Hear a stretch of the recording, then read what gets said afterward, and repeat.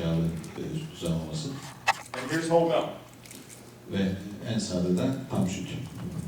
These three treatments were fed to provide the same amount of protein Aynı miktarda protein sağlayacak şekilde tasarlanmış bu üç uygulama grubu. Sadece üç grup.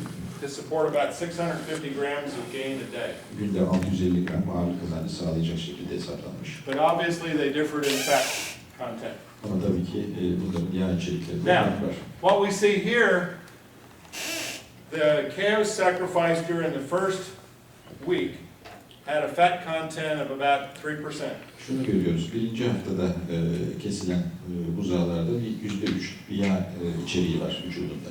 At the end of 5 weeks, when these calves were sacrificed, they still hadn't reached 4% body fat.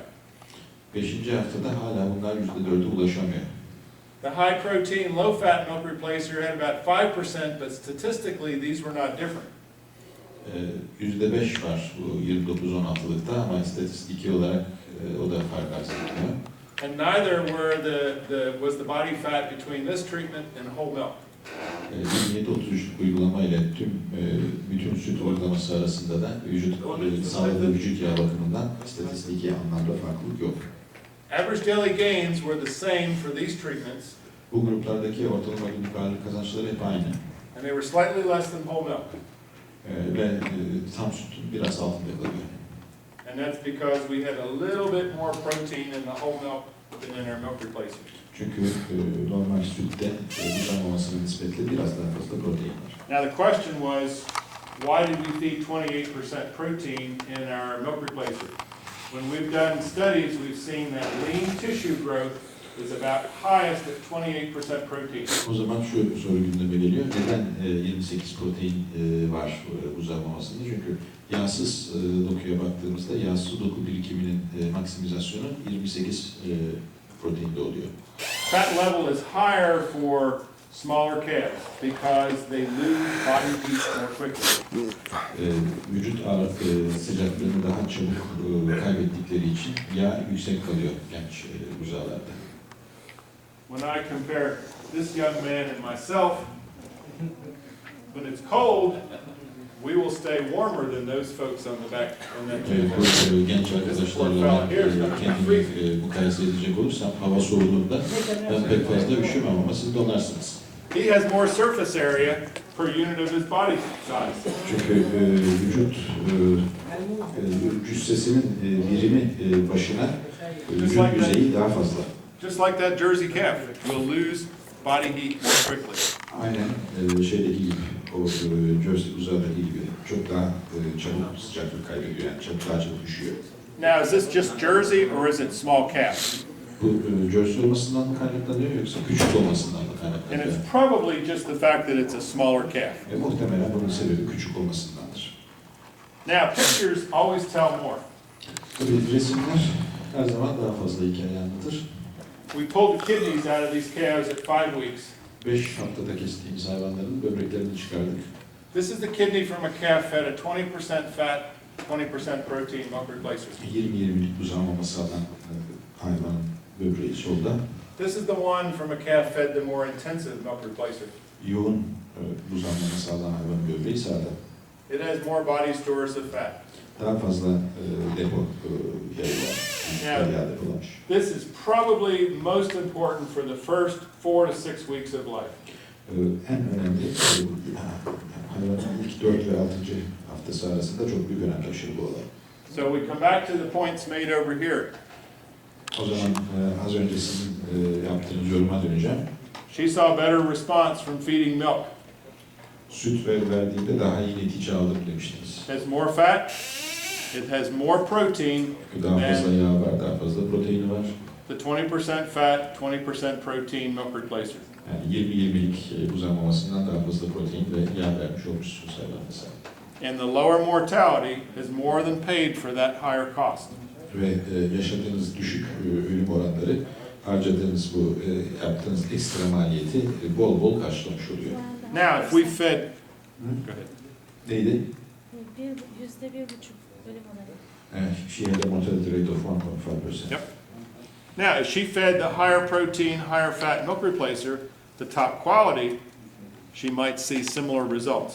Yani en üst kaliteli, yüksek yağlı ve yüksek proteinli bir buzağı maması kullansaydınız, süt vermekle aynı ya da benzer neticeler alacaktınız muhtemelen.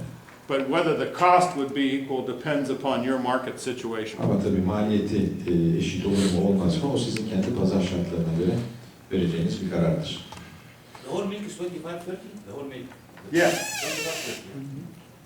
Yes. right there, Holstein milk. Holstein sütünde 25 protein, 30 yağ var. Okay, so these enhanced milk replacers are fed to optimize lean tissue gain to muscle.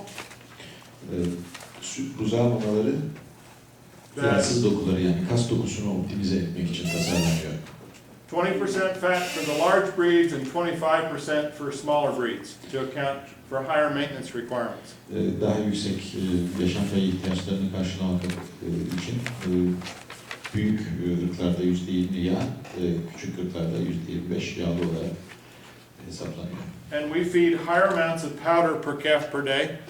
Ve daha fazla miktarda toz veriyoruz günde hayvan başına. Bu geliştirilmiş buzağı maması programında. And this might be as much as 8 to 10 liters of milk or milk replacer per day in this accelerated program. 8-10 litre buzağı mamasına tekabül eder bu hızlandırılmış programda. Has anybody heard about acidified milk or milk replacer? Asitleştirilmiş süt Okay. veya süt buzağı maması hakkında bir şey bilen var mı? Duydunuz mu bunu? And, They heard about it. okay. I've not had personal experience, but we had a scientist from Canada who visited, and I just want to talk about a few very important points. Benim şahsen bunun üzerinde tecrübem yok ama Kanada'dan gelen bir bilim adamıyla konuştuk. O bazı noktalara değinmişti. Ben de onları aktarmak istiyorum. If you're interested, I can give you some of their publications, which are quite good. Eğer ilgileniyorsanız o yayınları size verebilirim. Güzel yayınlandılar. And a lot of this is based upon Canadian as well as some Scandinavian research. Kanada ve İskandinavya kaynaklı araştırmaları da veriler. Now they get 85% formic acid and they dilute it 1 part of acid to 9 parts of water. %85 değişik formik asidi 9'a 1 nispetinde seyreltiyorlar. Yani 9 birimliğe bir birim %85 değişik formik asit. And they'll add about 30 milliliters of the acid to a liter of milk or milk replacer. Bu hazırladıkları solüsyondan 30 mililitreyi bir süte yani 1 litre süte ya da buzağı mamasına katıyorlar. The goal is to get a pH of about 4 to 4.5. Hedefleri 4-4,5 arasında bir pH tutturmak. And they're shooting for a solids of about 15% dry matter. Ve %15 kuru madde önce katı maddeyi hedefliyorlar.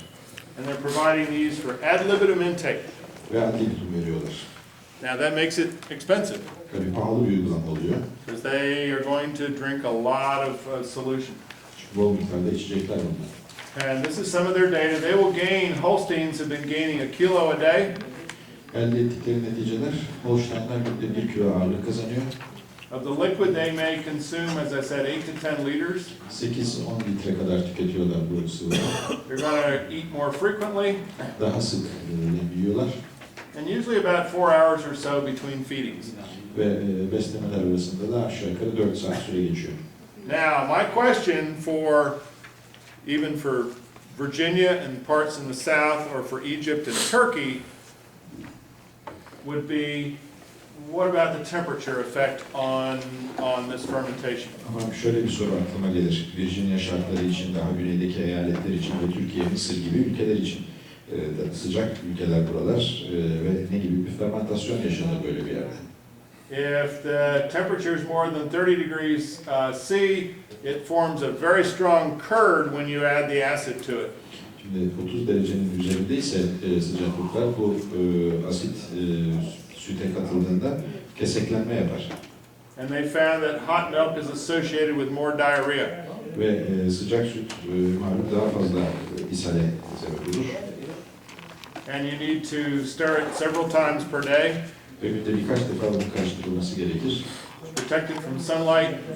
Güneş ışığından korunması gerekir. And generally they're weaning them on the, somewhere around the 6th week by diluting that solution every day. Ve her gün bu solüsyonu biraz seyretmek suretiyle 6. haftada da sütten kesiyorlar. And so I'm a little bit hesitant. We did some work many years ago here with fermented colostrum. Fermente edilmiş kolostrumla biz de birkaç sene önce araştırmalar yapmıştık burada. Biraz temkinli yaklaşıyorum böyle bir uygulamaya. And we were moderately successful during the winter. Kış aylarında makul bir başarıyı yakalamıştık. But in the summer we had some problems with fermentation. Ama yaz aylarında fermentasyon başımıza iş açtı. So I would be cautious.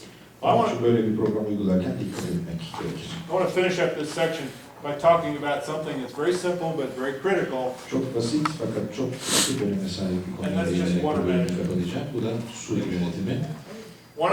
Two problems with this situation. İki problem var burada. First, we feed milk in that bucket. Bakın. We feed milk in this bucket. Bu kovada süt veriyoruz. So they dump the water and put the milk in. Suyu döküyorlar, yerine süt koyuyorlar. And then dump the milk and put water back in. Ondan sonra sütü döküyorlar, yerine su koyuyorlar. The bacteria count was very, very high in that. Coliforms were over 5,000 per ml. Bakteri sayımı tabii çok yukarılara çıkıyor. Koliform 500'ü aşıyor. The other problem is that calf would go back and forth between the starter and the water, and the starter gets dirty, and the water gets wet, and the water gets very Bir dirty. de işte başlangıç yemiyle su birbirine çok yakın. Hayvan bir kafasını oraya sokuyor, bir buraya sokuyor. İkisini birden pisletiyor. This was a dairy with 650 calves in California. Kaliforniya'da 650 buzağısı olan bir süt işletmesi. They dump that water every single day. Her gün suyu boşaltıp temizliyorlar. I heard that the milk must be fed from up to Yes. That's debatable. Sütün kovadan değil de yukarıdan verilmesi faydalı olur diye bir yorumda bulundu Mısırlı arkadaş. Bu da tabii tartışmaya açık bir şey. The question is what about the position of the bucket or the bottle? Now, I like to feed bottles because for my employees, if I fill the bottle full, it's full. If I go to feed milk in a bucket, some days there'll be this much, some days there'll be that much, and it varies too much. Ben şişeden biberondan verilmesini her zaman tavsiye ederim. Çünkü bu doluysa doludur. Ama kovada bir bakarsanız çok olur, bir bakarsanız az olur. Bu fazla bir varyasyon gösteriyor. Most of the calf ranches, almost all of them use bottles. Buzağı büyütme işletmelerinin hemen hemen hepsi biberon kullanıyor. It keeps the water clean. Bir defa su temiz kalıyor böylelikle. And it's more uniform. Ve daha uniform bir besleme Now, the sağlıyor. question, where should the bottle be? If the bottle is high, Şurada, biberon nerede olmalı? the head is extended, Eğer yukarıda olursa hayvan başını yukarıya doğru uzatıyor. and it's easier for that milk to flow into the lungs. Ve o zaman sütün ciğerlere kaçması ihtimali daha şiddetli, daha büyük. Where's the cow's udder? Is it up here? No, the cow's udder is not here. Şimdi ineğin doğal ortamı düşünelim. İneğin memesi nerede duruyor? Seviyesi nedir? Yeah. So put the bottle down lower so that the calf's head is straight or lower, and then they must drink more naturally. İneğin memesinin doğal konumuna yakın bir yere konulmalı ki biberon hayvan daha doğal bir One of my su veterinary içebilsin. friends from Czech Republic showed me this. Çek Cumhuriyeti'nden veteriner arkadaşlar şunu gösterdiler. You feed the bottle like this, Siz bu şekilde biberonu veriyorsunuz. the calf will aspirate some milk into its lungs. Hayvanın boğazına, nefes borusuna kaçıyor, süt kaçıyor. You put the bottle down lower, and the calf won't aspirate as much into its lungs. Daha alçaltırsanız, daha alçağa indirirseniz Try it. biberonu, o zaman ciğerlerine süt kaçmaz, nefes borusuna kaçmaz. Deneyin görün. So, just to finish up this section, we're going to take a break. Şunu söyleyelim ve bir mola alalım. We really haven't talked about dry cow too much, and I think that there are some very sound fundamental principles there that she does not become too fat. Kuru ineklerden, kurudaki ineklerden pek fazla bahsetmemiştik. Orada söylenmesi gereken bazı temel prensipler var. We have adequate mineral, vitamin, nutrition, protein. Bunların şişmanlamasını istemiyoruz ama işte mineral, vitamin, protein ihtiyaçları var bunların. Look at this calving environment and let's try and optimize that for the comfort of the cow and the calf. Buzağlama ortamı çok önemli. Bunun optimize edilmesi lazım. I want some facilities and protocols for colostrum management. Kolostrum yönetimi için gerekli tesislerin kurulması ve protokollerin oturtulması lazım. And I want to achieve consistency in total solids and volume to that liquid feeding program. Sıvı besleme programındaki toplam katı madde ve bunun tutarlılığında belirli bir istikrar sağlanması lazım. And then of course water and calf starter intake to promote that early weaning. Ve erken sütten kesmeyi teşvik edecek şekilde su ve başlangıç yemeğinde verilmesi, uygulanması lazım. Efendim buyurun. Buyurun. Yes. Sütten kesme yaşımı sonra Okay. We want to give protein. Can we, how do we, is can we put soy and milk or can we concentrate it in front of him? We make 35% protein so that the meat is concentrated. 35% is too high. How, we want to should be, 22% is about as high for this calf starter grain. how can we increase the milk itself from 21 to 28 or 25? Well, you can buy whey protein concentrate, at least we can in the US, and add that in there. But that's how some of the calf ranches do. If they have that milk that has low solids, they will buy whey protein concentrate and add it to their waste milk. But it takes good management and some sophistication to do that. What should be the ideal weaning age? 6 to 8 weeks. 6 ila 8 hafta.